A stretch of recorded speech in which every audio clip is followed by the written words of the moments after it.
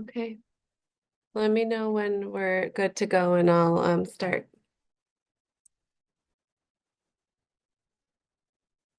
Just gonna admit everyone, but it is getting started.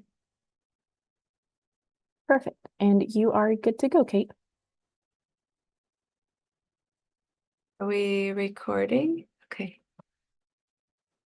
Hello, my name is Kate Dennison. I'm the Government Affairs Manager for DELC. I use she, her pronouns. It's nice to see some folks here today. I want to welcome everyone to the public hearing on the proposed rule set for the early learning hubs. We're really looking forward to hearing your feedback, comments, and ideas. Since this is a listening session for public comment, we will not be answering questions during the hearing. If you do have questions, you can send them to delc.rules-coordinator@delc.oregon.gov, and we will follow up with you. For the record, we are recording tonight's hearing. Early learning hubs play a critical role in connecting and coordinating those services on a regional level. Hubs center the voices of families from communities who face historical and current inequities due to factors such as race, income, zip code, or language. With local leaders and communities, hubs help build a shared vision and support strategic planning by evaluating regional successes, barriers, and opportunities. Through these partnerships, hubs coordinate priorities, funding, and services to more effectively meet the needs of early learning and care providers, young children, and families. The Early Learning Hubs rule set currently in Oregon rule has not been revised since their launch in 2014. The current proposed rule changes are posted on our website and will be permanently effective on October 1, 2025. The public comment period on this rule set is open until May 31 at 5 p.m. If you have additional feedback that you didn't have a chance to share with us tonight, you can submit written public comment until 5 p.m. on May 31st to delc.rulescoordinator@delc.oregon.gov. We will post a summary of the comments and feedback that we received on our website after the public comment period ends. A recording of tonight's public hearing will be posted on our website as well, and your comments and feedback will be considered as we draft the final revisions to the rules. I will let you know when it's your turn to speak. Each person will have, actually, it looks like we don't have a ton of folks here, so I'm not going to hold you to the 3-minute time, but I will let you know when it's time to move on. Again, we're very appreciative of you being here to offer feedback, and we look forward to hearing your comments. So when I call your name, if you could please state your name for the record and any organizational affiliation. And then, if applicable, please state the rule number that you're making the public comment on.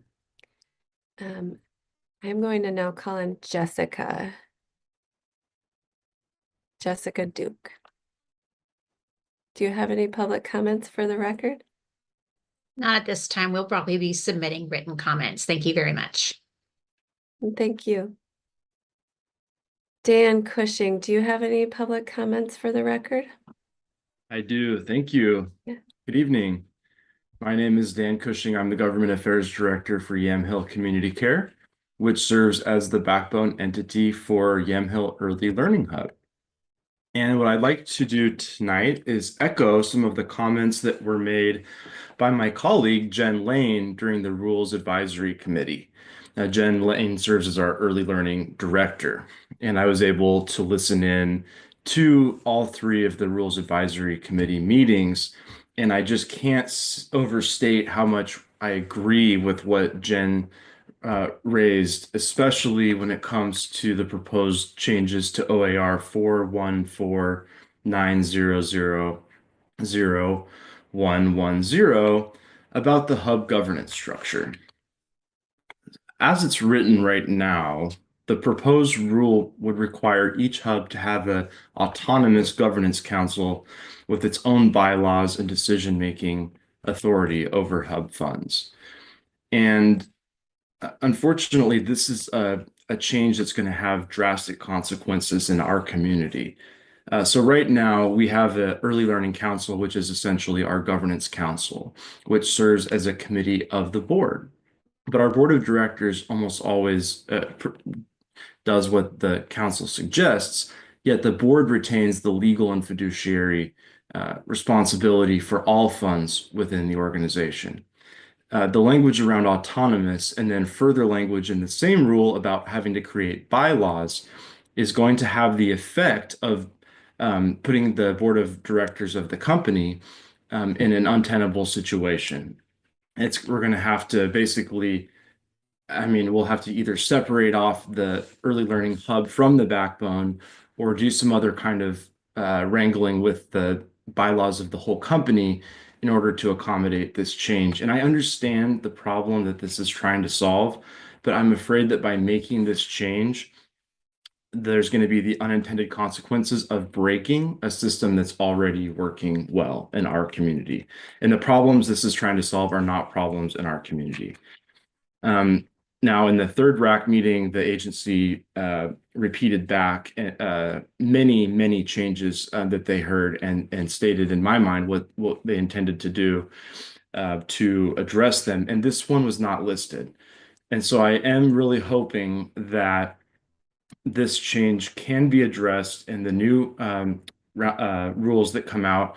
I think there can be flexibility around the word autonomous, and we also suggested modification to the term bylaws that would include the term charter or memorandum of understanding, because that's how our organization has worked well all these years. Thank you.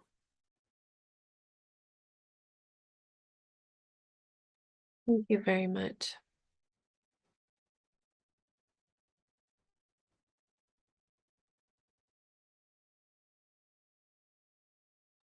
And for those in the room, I'm going to keep the public hearing open until at least 5:15. So if people join late, they can still give their public comment.